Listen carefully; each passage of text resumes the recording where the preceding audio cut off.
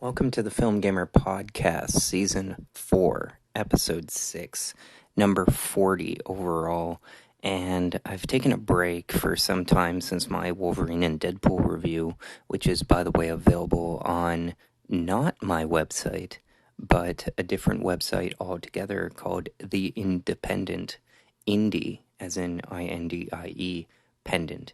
It is also a British magazine, not to be confused with The Independent. But yes, I finally got my work published somewhere else, and I feel great about it. But I wanted to take the time to basically go through the standard formula of what I do as quick as possible. So we'll get a box office report. There's a lot to talk about. It's been 2 weeks at least since I've updated my podcast. And we'll also get a letterbox report, and I'll ask some questions along the way. So, without further ado, let's get to the weekend box office. Okay, the interesting thing about this weekend's box office is that it is the very first time since Bruce Willis and Demi Moore with Ghost and Die Hard 2, Die Harder were at the top of the box office. What is significant about that? They were both married at the time. And this weekend, Ryan Reynolds and Blake Lively were number 1 and number 2, respectively. Now, the interesting thing about this is that the movies are a bit more intertwined, let's say. Blake Lively has a cameo in Deadpool as Lady Deadpool, which I find funny because honestly, anybody could have been in that. Like, they barely have any dialogue, none of it memorable. And they appear in the cameo fest of a movie with a lot of... So it's like, if you told me actually it wasn't Blake Lively and she wasn't there, I would believe you, despite them being married. The other movie, number 2 at the box office, Deadpool, was in its third weekend at $54 million. It's made over $1 billion just this past weekend. And that means absolutely nothing. There is a growing number of people on Reddit box office, the subcategory of the bulletin board of a website about community discussions, that's dedicated to box office analysis. Only there is no analysis. It's what's the next movie to make $1 billion. And what bothers me about that, I never got along with the Reddit box office community, honestly, because I find all of their analysis childish, boring, and stupid. With very little independent thought, is all they care about is comic book movies and tentpoles. And it's all very bad faith of like, this movie is doing horrible, and they seem to be based on this misconception that studios lose. Now, studios lose money, but they never lose, okay? Like, if Deadpool were to flop, and even Inside Out 2, which is made more money than Barbie, the highest grossing film of last year. If both of those were to flop, Disney would still be fine, guys, okay? The success of Deadpool and Wolverine changes very little. Maybe it includes more of the X-Men in the final Avengers movie, but in terms of changing the overall landscape, it does nothing but maintain a status quo. However, the number 2 film, which got 50 million in grosses, cost 25 million, is called It Ends With Us, based on a novel by Colleen Hoover. It was greenlit primarily, of course it's a best-selling book, so it would have been made anyway, eventually, but it was also made because Where the Crawdads Sing by Sony was also a late summer hit, despite getting terrible reviews. Now, the interesting thing about It Ends With Us is that, not that it's successfully following up Sony's previous hit, it is that the lead stars of the movie are fighting, perhaps. All we know is that Blake Lively, who plays the main character in the movie, about a woman who, her name is Lily Bloom, and she's a flower shop owner, and she falls in love with a guy who turns out to be abusive. And the hook is that also a childhood best friend or former flame comes into the case, and it's about domestic abuse, very heavy stuff. And Blake Lively stars in it, and she stars opposite Justin Baldoni. Apparently, she unfollowed him, these are the actors, on Instagram. Now, that doesn't seem like a big deal, except in this social media infused world, it is.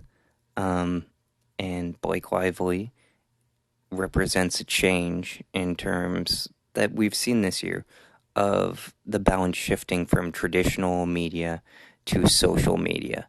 Now, social media has been a part with us, I would say, in the limelight since 2013. I joined Facebook in like 2007, 2008, but it was still very fringe back then and was kind of like a cool thing. It wasn't, to me at least, until Instagram came along in 2013 of like, oh, okay, everybody's on board with this. And it's slowly taken up a bigger and bigger percentage, like 20%, 40%. I would say that we're at 55 to 60% in terms of balance of like things and activities that people do in the real world versus online, in terms of the culture of online people, or at least people that go to the movies, the entertainment industry as a whole. So, small things like who you follow on Instagram when you promote your movie are significant. So, if you unfollow your male co-star, that's a big deal. But there is one thing about that has a wrinkle to it, and that is that Blake Lively is not just the star of the movie. She is the producer of the movie. But that's not the only wrinkle. Justin Baldoni, her co-star, is not only the lead actor of the movie, he is the director of the movie. And his company, Wayfarer Studios, has the rights to the film, and they were part of a co-production with Sony. So this guy, Justin Baldoni, is a bit of an entrepreneur. He was the love interest on Jane the Virgin, which was a successful soap opera. It played very well on Netflix. He has a big female audience. He also did a TED Talk on toxic masculinity. He has a whole kind of Tony Robbins self-help thing that aligns very well with the audience of this movie, which is an underserved audience, and that is older women, and as well as, I guess, some younger women. It's hard for me to tell now, but I would say women over the age of 25, mostly, have flocked to this book, and they're a very underserved audience. I might read it myself, because it seems like very much in the style of 50 Shades of Grey, which was one of the few books I read. I also read Where the Crawdads Sing because I saw the trailer. I'm like, this looks like a good movie. Oh, it's also a best-selling book. Also, Taylor Swift did the song for it. And Taylor Swift, who is a friend of Blake Lively's, her song was used in the promotion of the movie, and that helped get the movie raise its awareness. Now, here's an interesting thing that happened during the making of the movie that Blake Lively revealed. And that's this. There is a rooftop scene featured in the trailer that features, according to Blake Lively, a famous monologue. She referred to it as like the famous rooftop scene. Now, I'm not sure if it's a monologue or a dialogue or what, but she talked about how her husband, Ryan Reynolds, rewrote some of the dialogue, which, as I'm reading the book, The Adventures in Screen Trade by William Goldman, two-time Academy Award winner, he talks about exactly this kind of stuff, and stuff like that is the cardinal sin.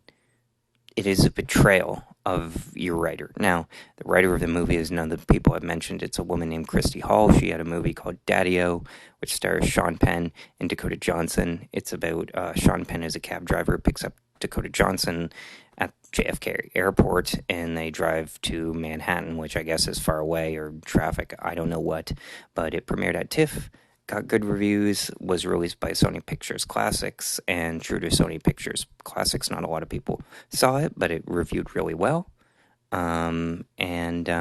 Christy Hall, who wrote and directed it, was hired to write the screenplay for this. Now, this is part of a genre which Colleen Hoover refers to as new adult. So think the step beyond young adult. We're evolving with this.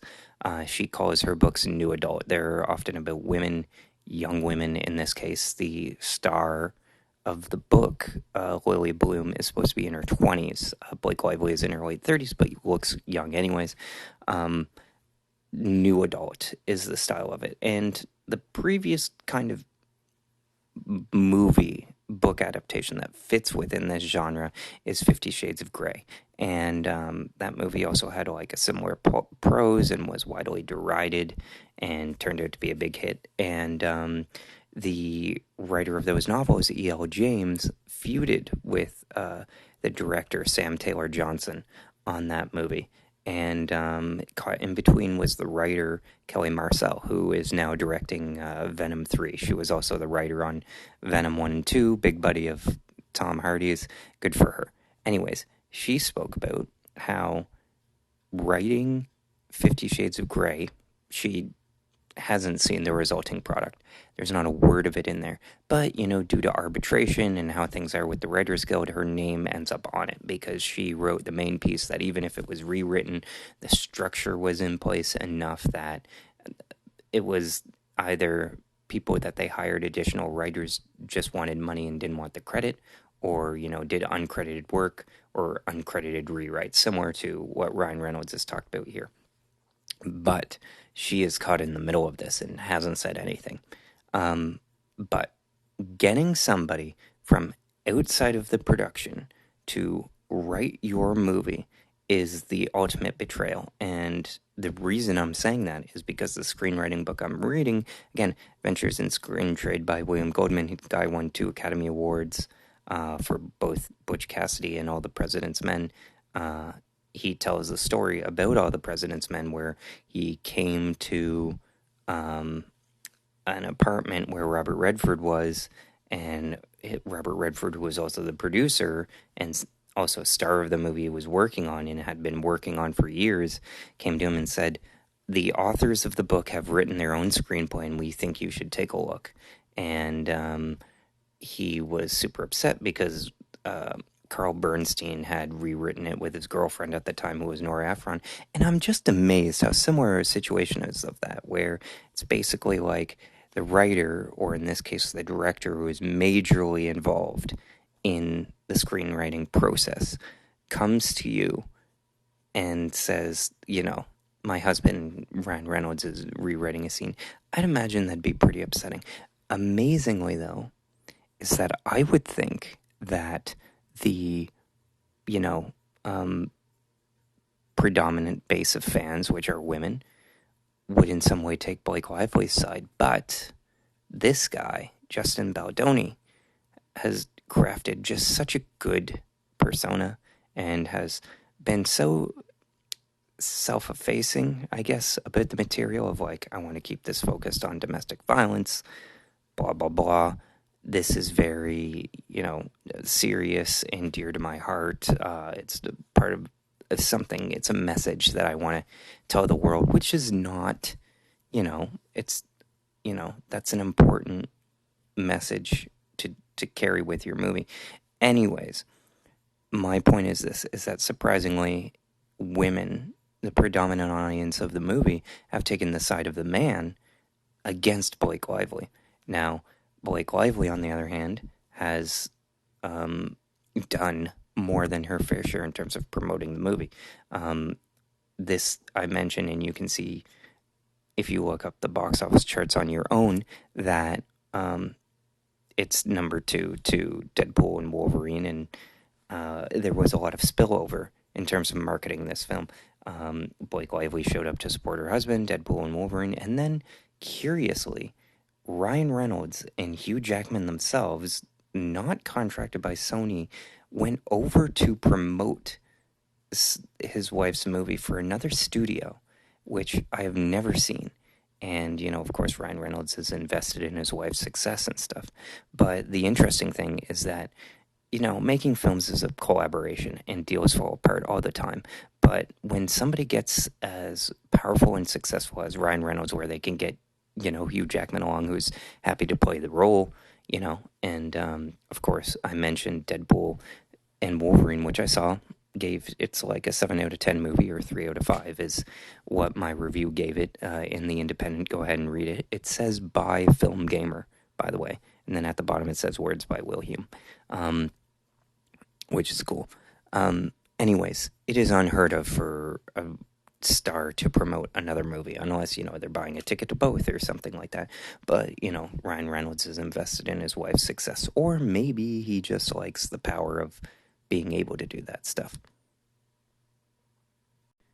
Now, I don't know about you, but if I were the director or the writer who have said nothing on the subject, if I had written a serious movie and Deadpool had come in and rewritten a scene from my film, I would be pretty upset.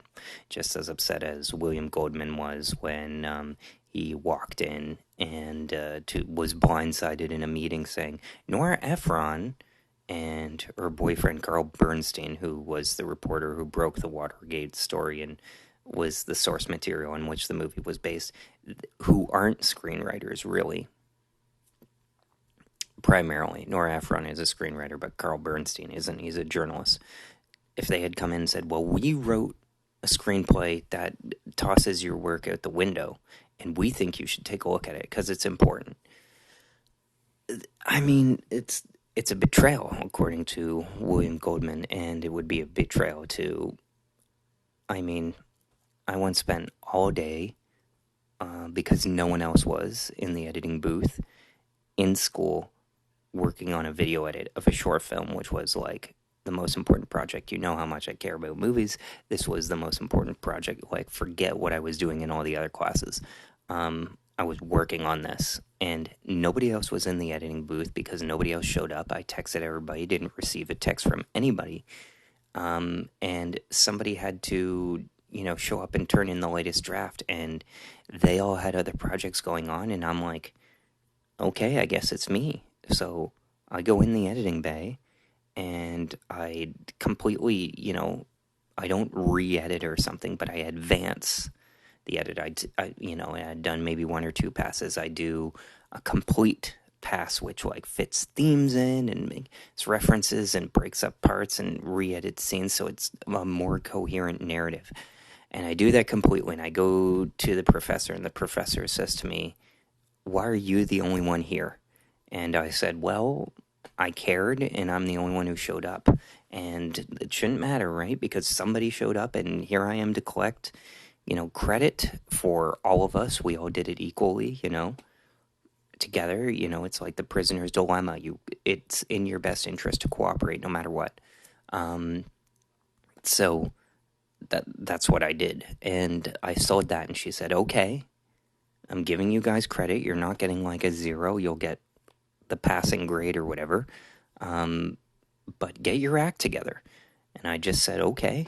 And then the next day, I was texted way later on, hey, can you come down? And I'm like, I can't. I have another project due, and I'm writing an exam at the time, or it was a test or something like that. So I wasn't able to be there. I wish you the best. And then I come in later in the day and am told that, like, the 2 women on the project came in and basically re-edited all of my work. The only thing that stayed was, like, a very small edit, which was very nice. I actually had that video on my YouTube page for a while. If you want it brought up again, maybe I can track it down somewhere. I think it's called Awesome Mexicanos, actually. Anyways, I was told by the other men on the project of like, yeah, the women came in, redid all your work, they did their own edit, but that's how it is. So all that work you spent doing yesterday is gone. Like, there isn't an edit, and we're continuing in a different direction. And I had put up time not spent on other projects, and wasn't really consulted or helped or asked, hey, how can you build on this? And I said, well, why did you let them completely redo my work? And they said, well, we felt bad because they wanted to do the work. And it's like, okay, well, it's great you felt bad for them, but feel bad for me because, like, this is my job and you just took it and threw it in the trash. I might as well not have shown up yesterday. And if I hadn't have shown up yesterday, then we wouldn't have gotten the next stage of the grade and we wouldn't have gotten approval. But no one cares because, it's all about how it turns out in the end. And we ended up getting a decent grade. But, that's how I felt. Like, it was like, okay, so my work means nothing to you. I was picked for this project. I do what I'm supposed to do, and you just ignore it. And rightly, people are kind of seeing it now. That might have been, the way that people have been covering this movie, It Ends With Us, on social media. You might think that this is the first time that anything sort of like this has happened. And that's true. Like, the perfect example of it is basically this. And it's all hearsay, BuzzFeed type, unconfirmed blogspot, hot blind items. But basically, the idea behind that rooftop scene was this, because something maybe went awry, like a random actor just can't walk on and say, hey, I think we should do it this way and rewrite a scene. So it might have gone like this. This is the speculation. A scene is written a certain way, and then Blake Lively wants it differently. Now, Blake Lively signs on as a producer, and as a director. The producer is ultimately your boss, and a lot of directors aren't comfortable working under those circumstances. However, the director, Justin Baldoni, has the full backing of the studio, Sony Pictures. And studios are, despite the LGBTQ agenda that people might say studios push, they're fundamentally cowards, and they're ultimately conservative with their money. They will favor stability over all else. So if there's a script written and they approve it, even if it bombs, they're like, well, you can't fire me. We did this in the order it should be done. There's nothing to be upset about. So they will favor something they can see coming if it's in their control. And they'll favor stability, and they'll favor that with the director who, comes prepared, shoots on time and under budget. But they also, in this day and age, have a star that they want to satisfy, and that's Blake Lively. And Blake Lively had a couple of things up her sleeve that even studio backing, and I don't know who has final cut on this project. I would assume it's like the director and the studio. Then again, it's a $25 million project, and Justin Baldoni's company put up half of that with Sony, so he ultimately has power. However, it is based on a book, and Colleen Hoover wrote the book, and Colleen Hoover approved Blake Lively to star in it. My mom actually just started reading it the other day, and she's like, I'm picturing Blake in it, even though Blake is, late 30s. The protagonist, as I said, young 20s. It doesn't matter. Anyways, Colleen Hoover is aligned with Blake, and one of the things that Blake has to do as a star and a producer is sell the picture. And she did that by attaching her friend Taylor Swift's music, not an original song, but one off of her album, to the trailer, which helped send it out to the Swifties and Swift Nation and help the project stand out on the market. And they chose a good release date that was also intentionally following Deadpool. So this whole blending of the Ryan Reynolds, Blake Lively story was a part of the narrative, from the beginning. However, I don't think they anticipated, even for Deadpool, to be as big as it has become, and the degree to which Ryan Reynolds would be comfortable in even bringing in Hugh Jackman, really, into the promotion of this. But we're in a post-Barbenheimer world where a movie synergy is what people want. They want harmony. They, Charles Roven, who'd worked with Margot Robbie on the Suicide Squad, it came to her about, the release date for Barbie, and they had chosen Oppenheimer, I believe, had gotten there first, and Barbie chose it after. But they're like, no, we're confident. And that confidence was earned, and it was a more widely appealing thing, and people went to see both because they're both made by great directors. Although Barbie isn't like a great movie, how I feel about it is basically how most people negatively feel about how people mostly negatively feel about Deadpool and Wolverine.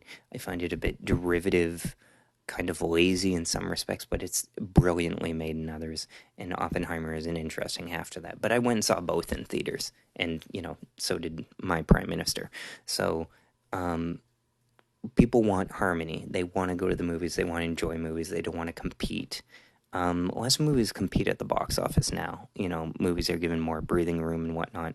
But this, maybe in a way, and who cares, because it's ultimately a success and made a lot of people rich, got away maybe from Sony and the director a bit. The star kind of had too much power.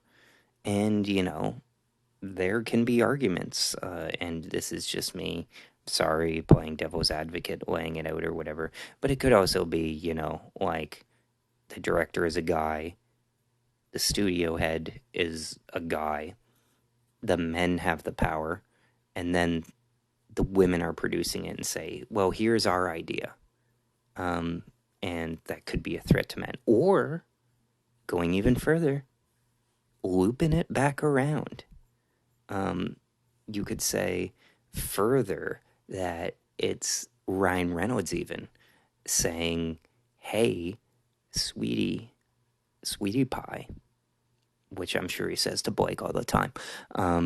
Hey, what if I help you promote your movie? My movie's going to be big, we all know that. What if I spill it over, do the Barbenheimer effect? And she's kind of like, not so totally hip to it, but, Ryan Reynolds has headlined bombs many times before, as he'll tell you. His movie R.I.P.D. almost bankrupted Universal, apparently. But, if the movie bombs, it's not big on him. He's a positive guy. He's not thinking about it. But anyways, he's like, let me help you promote your movie. And Blake Lively hasn't had a solo. Well, she did. I keep forgetting she did Age of Adeline, Simple Favor, The Shallows, all hits. For some reason, I keep forgetting that, that she has those hits on her own.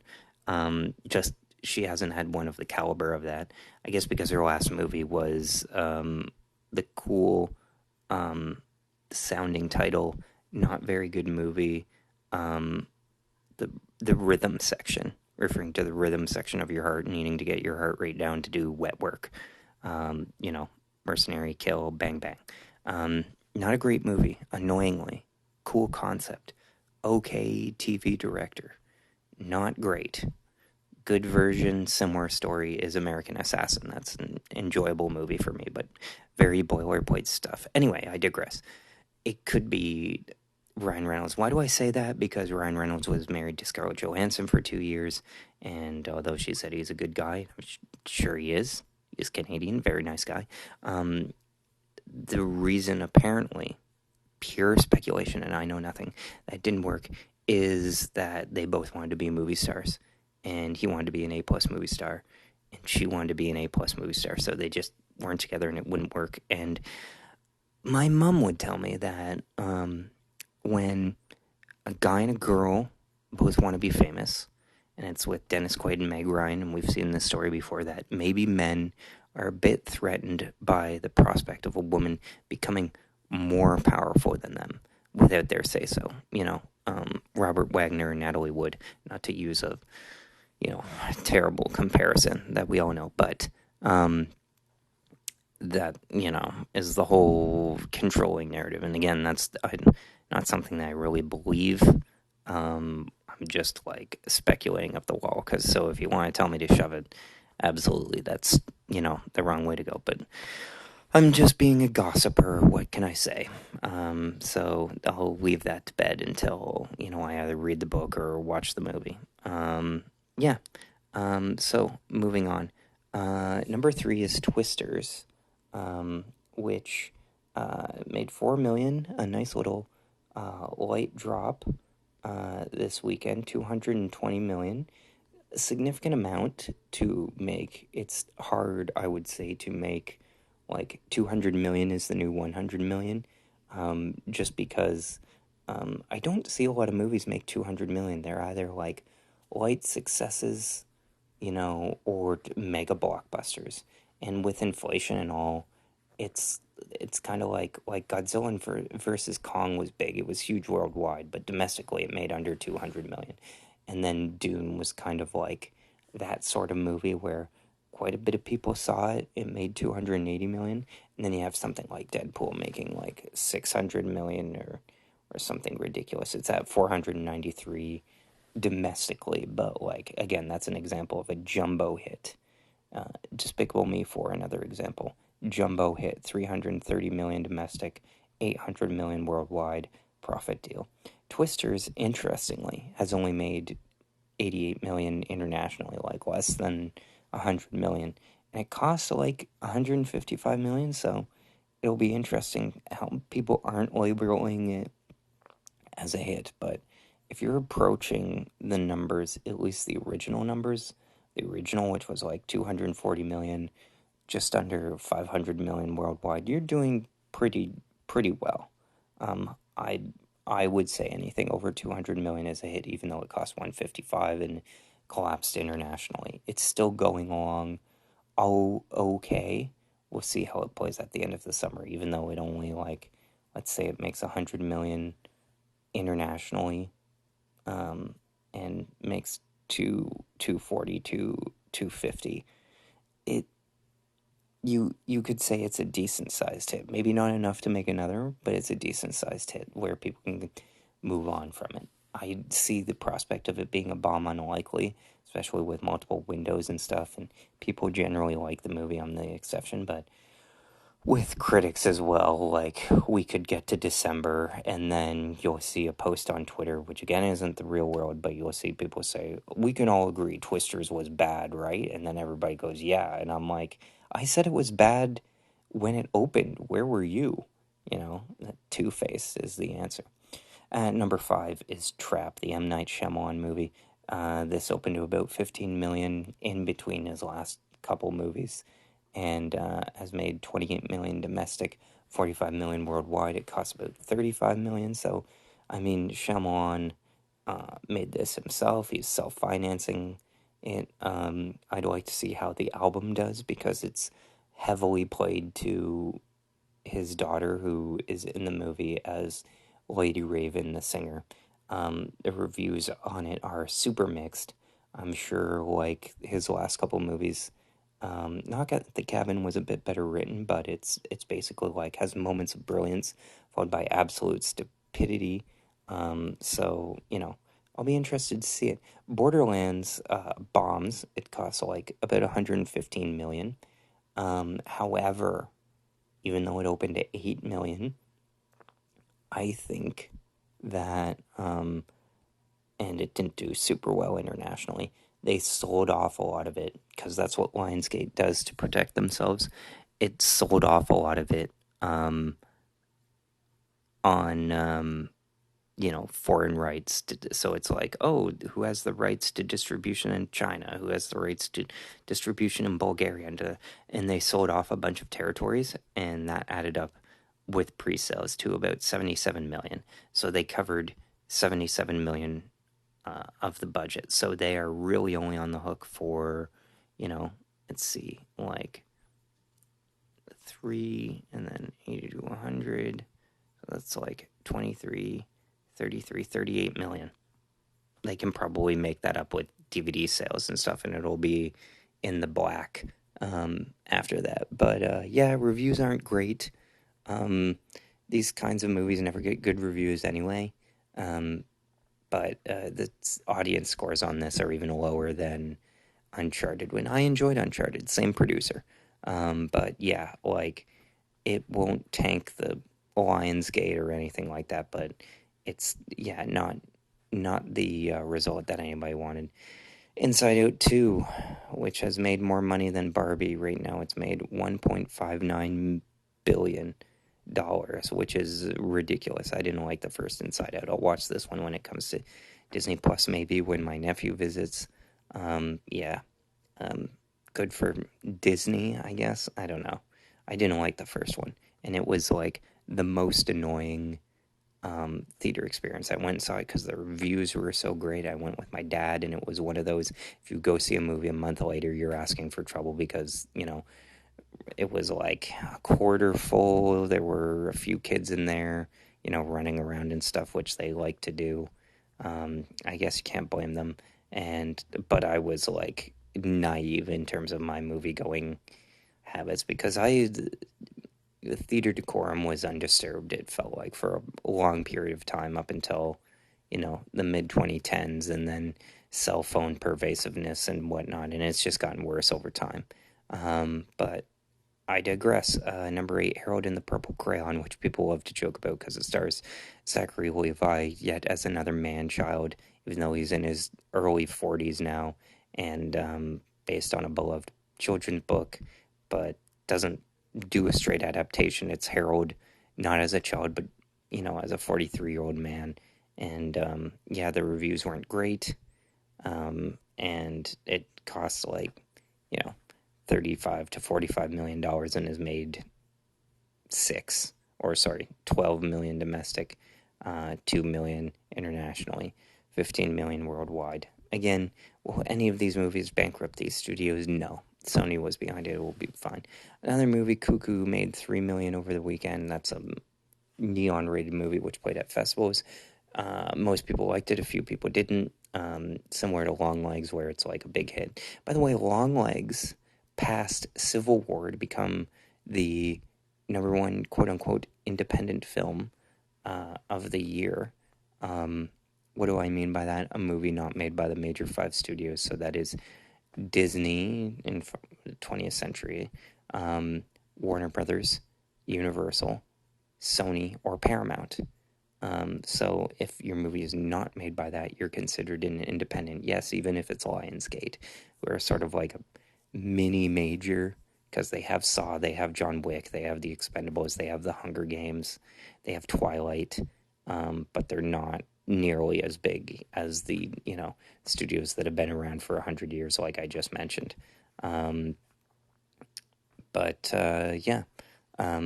And Long Legs is number 10, so it's, made 70 million domestically, and 19 million internationally, 90 million worldwide.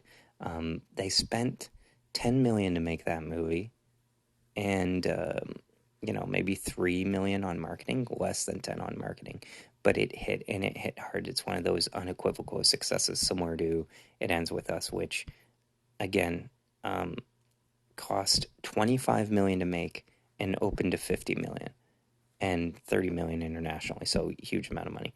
So moving on, the other thing is my Letterboxd review, and I don't think I added a movie I watched yesterday, because it's weird. It's Sniper Ultimate Kill is a movie I watched last night, and I kind of watched it all, not entirely on my phone, but I had my phone the entire time, which I've done before. Watch movies while also looking on the computer. I got off the computer. It's like I watch these movies with my father. He's watching. Maybe he's on his iPad. I'm watching. Maybe I'm on my computer. Maybe I sit down. Maybe I have it on my phone, but it's playing in the background. There is not a lot of plot to this movie. This is the, I believe, 7th movie in the Sniper series starring Tom Berenger. And I will say this, I'll give the movie 3 stars. I liked it. Also stars Billy Zane, who's also weirdly, not since Titanic, Billy Zane, have you been better than you are in Sniper Ultimate Kill? I just enjoyed it. Gave me what I want. There's sexy nudity, there's violence, there's heads getting blown off, a satisfying kill is that's what you like to see. But it's like, I don't feel I gave the movie still properly enough of my attention, so I haven't logged it on Letterboxd. And there are people who are on Letterboxd and they log like 50,000 movies in a year or 2,000 movies in a year. Like, it's ridiculous. Like, it's me saying this. People need to go outside or something. But people are like, they'll play a movie in the kitchen, they'll make a sandwich. It will just be on in the background while they do something completely else. The movie never once has their attention, and they'll log it on to Letterboxd. In my mind, that's cheating. My recent activity is actually, I saw Kingdom of the Planet of the Apes, which crossed $400 million recently. Bob Iger called it a hit. It's not a good movie. It's from the director of The Maze Runner. If you remember, I like The Maze Runner, but a lot of people complained about it, that at the end it just pulls out this garbage BS that is unrelated to the preceding film that we've been watching and reveals something which changes the game. And this movie does exactly that, only it's way more mercenary because it's like a franchise that has had much smarter, more thoughtful entries. The strengths of this movie are supposed to be that it's a compelling drama about youth, kind of like a young adult one. It takes place several hundred years after the last one ended and is about, the legacy of corruption, how, people can misread the teachings of mentors and ancestors and twist that kind of philosophy into something negative. It's not really explored very richly at all. There's just a few, things tossed your way. And I find that it lacks the intelligence that the previous movies directed by Matt Reeves and Rupert Wyatt, and the craftsmanship that even Tim Burton brought to the remake, which people, rightly deride, starring Mark Wahlberg and stuff, that had a craft to it of like sets and costumes and a certain pageantry, which this movie does not have. It's just a CGI fest, and I don't care. The reason I don't care is decisions like the main character's name is Nova. No, the main character's name is Noah, and the humans are called Noah. And all of the characters are pretty thin, and one female human who's revealed to be smarter than she initially carries off as has a complete personality transplant in the last 5 minutes of the movie to bring about some forced conflict that sets up other future movies. And I was just so tuned out, particularly because the main villain doesn't show up till way later. And as soon as he does, weirdly, it's supposed to hype you up. What a wonderful day. You've seen it in the previews and stuff. And the movie just has nothing up its sleeve. William H. Macy shows up, another thing that's supposed to be a surprise. You would think he would play an ape. No, he's a human. And it's he's an intelligent human. And this is way in the future. How did these people live? What's this? And apparently these are the only two humans that you see in the movie. And you're okay, so are humans complete savages? What's the status here? What's the deal? The other thing that I don't like is that the main character is played by Freya Allen, who, just looking at her, I'd never seen The Witcher, but she looks British.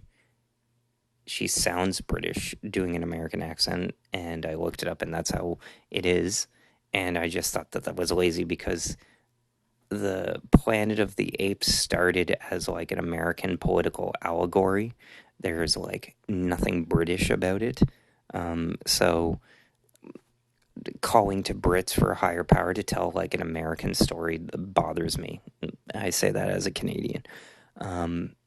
Yeah, it grinded my gears a bit, and I didn't even get to the biggest sin, which is the third act of this movie, because the first two acts are interesting. The first one, which is just, basically the Maze Runner. The second act, which has a scene which reminded me of Sorcerer, which was totally same thing, bridge crossing and that kind of stuff. I like that. And then the third act is the same as the third act in the last Apes movie, War for the Planet of the Apes. It is the exact same. They're holed up, not in a prison camp, but a weapons depot. They're all trapped. The bad guy rules, and then they figure out a way around it by escaping. And it's just boilerplate stuff.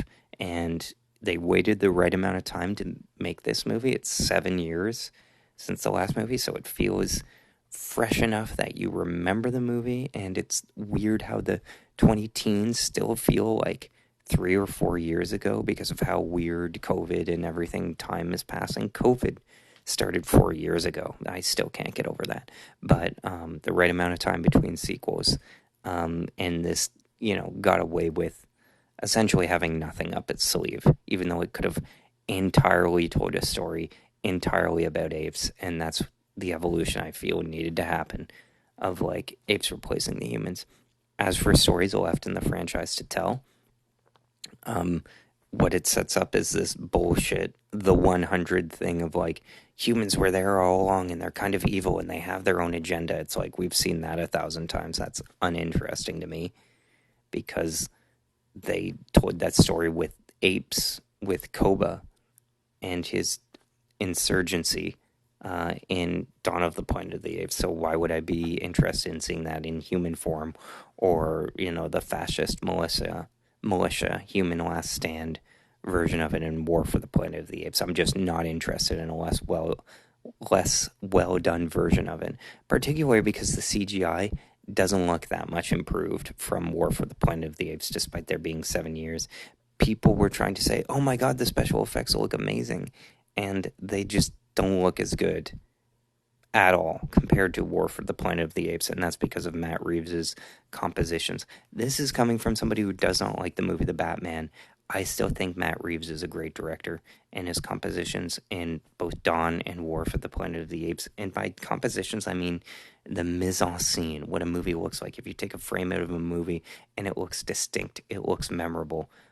Just scenes off the top of my head from War for the Planet of the Apes or Dawn. Caesar holding his hands up in the rain in the forest, signaling his apes to attack. This scene where it just opens up, wide doors open up, and it's all the apes, a huge amount of them, assembled on horses. We've seen him repeat this in the Batman, and it was also done in The Dark Knight Rises of the monkey knocking at the humans, and you see the just pitter-patter of machine gun fire lighting up the cave. Those are a number of images. How many memorable images are there in this one? Well, the ones from the previews, there's the bad guy Proximus Caesar saying what a wonderful day, but that's just somebody standing. And then there's a shot of Noah who letting the eagle fly off his arm, or sending the eagle flying off his arm, that look, momentarily cool. But that's just like people doing things. There's no artful composition here. And that's why I don't like Kingdom of the Planet of the Apes. I just find it lacks the intelligence and professional craftsmanship of the previous films. Moving on. I saw Arthur the King, Mark Wahlberg dog movie, which is kind of a dog movie that doesn't work. That also has Mark Wahlberg in it, and interesting premise, but it goes all in on the dog story at the end, and it just doesn't work.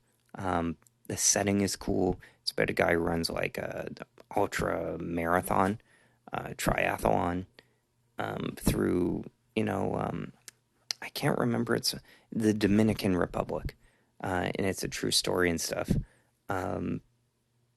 And it was interesting to watch, but there was nothing to it because it's about running a race and then the dog, and it's one of those where it tries to get you to emotionally feel for the dog, but the dog doesn't do anything.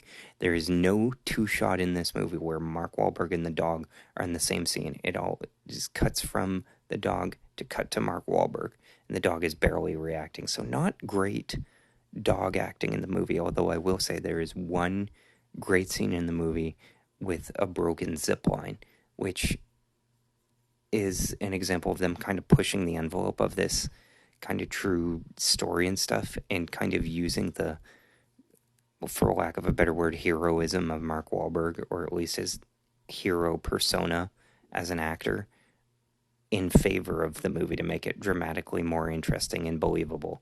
I'll just tell you, there's a cool scene where somebody's zipline breaks, and we've seen this in like Cliffhanger and 10 movies where the woman who's on the zipline panics and he's like, oh no, I'll save you, and then there's like an accident or they get barely saved. In this movie, that is subverted because the woman on the line, Natalie Emmanuel, is an experienced rope climber. So that's the one thing of like she's calm and collected. And then you have Mark Wahlberg, who by virtue of being in the movie, you're like, well, obviously it's Mark Wahlberg. He's not going to die.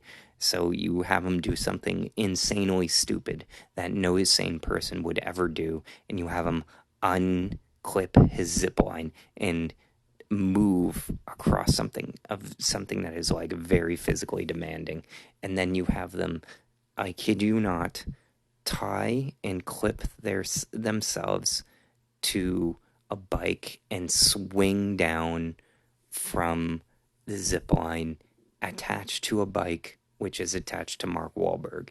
It is a nice, neatly little thrilling scene that you'll see in a few months flipping through TikTok, and people will be like, "What's the name of the movie?" You know? And then somebody will have a joke like, "Oh, Miss Sunday, what are you doing?" You know?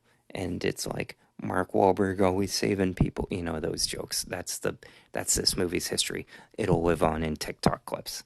I'm sure it's a great legacy, but the movie I gave 2.5 stars. And then I gave 1.5 stars to the Ministry of Ungentlemanly Warfare. This was a Amazon MGM film directed by Guy Ritchie, which feels like his 5th film this decade or something. The guy's been on a tear. It's like he's done 2 movies a year. He did The Covenant. Let's just rattle through what Guy Ritchie has done in the past couple of years. So, Guy Ritchie, who burst onto the scene with Lock, Stock, and Two Smoking Barrels with Jason Statham, and Snatch. You know, he had a bit of a run through there, and then he, had mainstream success with Sherlock Holmes, and then he did The Bomb, King Arthur, Legend of the Sword, which I saw on TV a few weeks ago and was like, oh, I might start to watch this, and then I just didn't. Although some people, it has its fans, but it was a critical and commercial failure. Anyways, 2019 he does Aladdin, which is a nice little safe project for him to do, makes $1 billion. There he goes, and he very much enjoyed working with them. And then, because he demonstrated that he could work with Disney, basically, and follow the rules and do a hit, that, launched him. So then 2019, he did The Gentleman, which turned out to be right before COVID hit, and then of course spawned the TV series, which he also did, and I guess I'll presume was a hit because I see clips of it, and people I watched the first couple episodes and it was okay, but I kind of fell off from it. But that's in 2019, 2 films. Then he does Wrath of Man in 2021, and then he does Operation Fortune, Ruse de Guerre in 2023. And then The Covenant with Jake Gyllenhaal, which is called Guy Ritchie's The Covenant because Rennie Harlan did the movie The Covenant about male witches or something like that. It was bad but fun. And then he did Ministry of Ungentlemanly Warfare. And it feels like he rattled off a lot of these movies rather quickly, but basically he filmed Wrath of Man, and then a year later he did Operation Fortune, but STX, who was the distributor, went under, and that movie was in limbo and didn't get released until 2023, in which they had already made that movie. And then Ministry of Ungentlemanly Warfare came out. That went into production after various lapses. They filmed it last year. So, he seems very prolific, that he's not too worried about it. And this movie, The Ministry of Ungentlemanly Warfare, is very B-movie-ish, almost C-movie-ish. The whole movie looks like it takes place in one location. In fact, it does, on a beach. It's about a declassified story that was declassified in 2016 about that Winston Churchill had basically a special ops group blow up a weapons depot, and they have a bunch of men led by Henry Cavill, and one woman played by Isa Gonzalez, fight the Nazis and stick it to the Nazis. And of course, the Nazi is played by Til Schweiger, who plays a lot of Nazis and apparently isn't well liked by local Germans. Apparently, he's an a-hole. But he's one of that guys they see. It's like, oh yeah, that guy.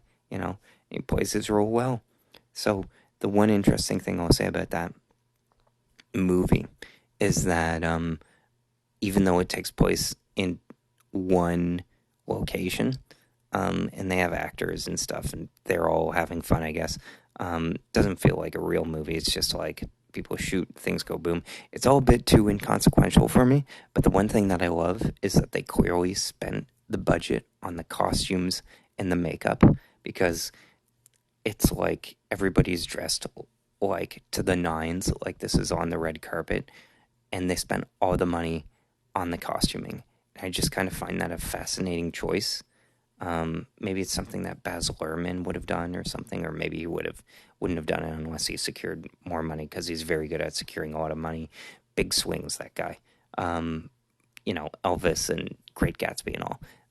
Not a whole lot going on in the script department in this or that film, but nonetheless, I found it interesting, and it lasted for about half of the movie before I realized that it was all taking place on one beach, because they go to one depot and then another camp and then another camp, and at this point you're like, well, they all look the same.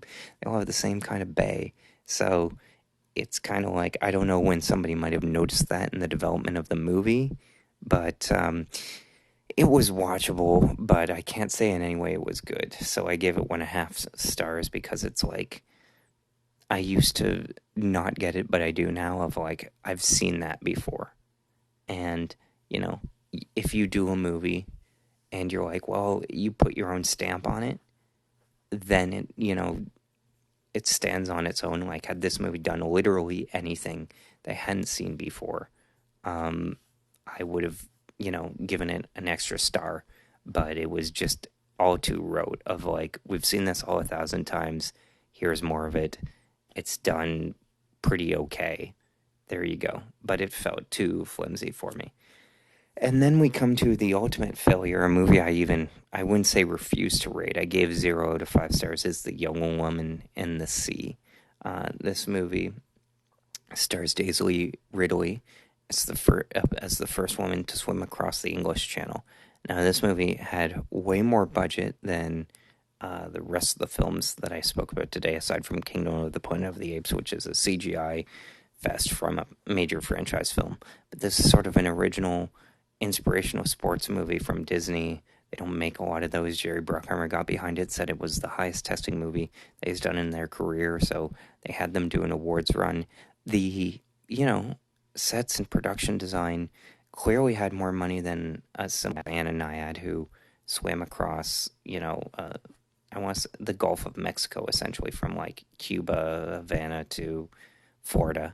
And I found that movie had more heart to it and like respect for the sport. This movie is directed by Joaquin Ronan, who directed Maleficent 2, Pirates of the Caribbean 5, which is just terrible, and is just the king of like soulless, bad, forgettable movies. There is not a single memorable moment in this entire film. And I like Daisy Ridley, and I like, Christopher Eccleston, who's in the film. The actors who are in it are good, but this movie has such a poor sense of its story direction, in terms of direction. I did not realize that Daisy Ridley is playing an American from New Jersey who decides to swim across the English Channel, which just makes no sense to me, because I'm like, hey, this kind of looks like Coney Island. This kind of, it's kind of because I just accept Daisy Ridley as British, and the woman playing her sister, who was on Fleabag, is also British. It's like, well, they're clearly British, and Christopher Eccleston is, British. So I thought that this was taking place in a British seaside town, but she's like from New Jersey. She's like a New Yorker, like that area. And I did not understand that until like halfway through the movie. I'm like, oh, they're New Yorkers. I had like no idea. And then I think about it, and like she's doing an American accent, because I'm like, partway through, oh, why is she doing a transatlantic accent? Like, I didn't even notice. There's nothing distinctive about this movie. And I thought, what a shame, because this movie clearly, it's Disney. They don't really do cheap movies at all. Someone once said, working for Disney, of like, oh no, we're at a budget. You can see the strings in the background. And somebody said, this is Disney.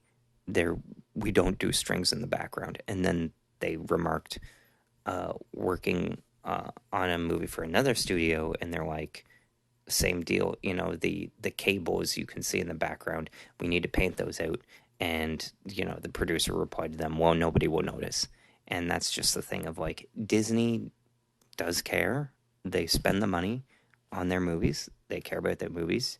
They may be like Deadpool and Wolverine, where they're just cameo fests repackaging nostalgia, but they care about that as a business. So, yeah, for Young Woman in the Sea, I said that there's not a single exciting or compelling moment in this entire 2-hour movie.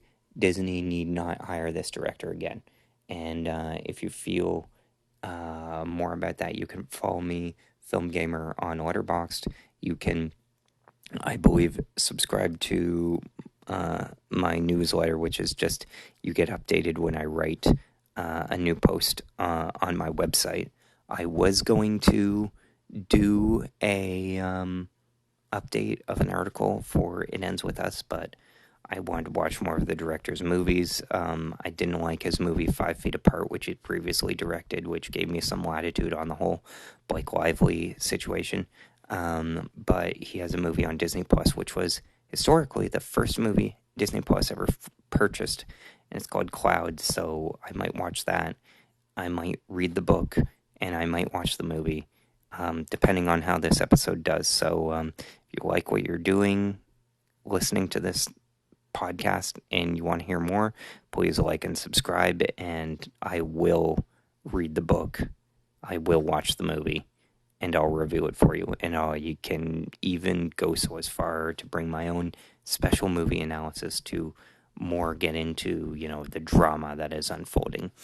Although, like most things, the movie made a pile of money, all is forgiven. So until next time, this is the Film Gamer Podcast. I'm Will Hume, and I'll see you at the movies. Take care. Bye-bye then.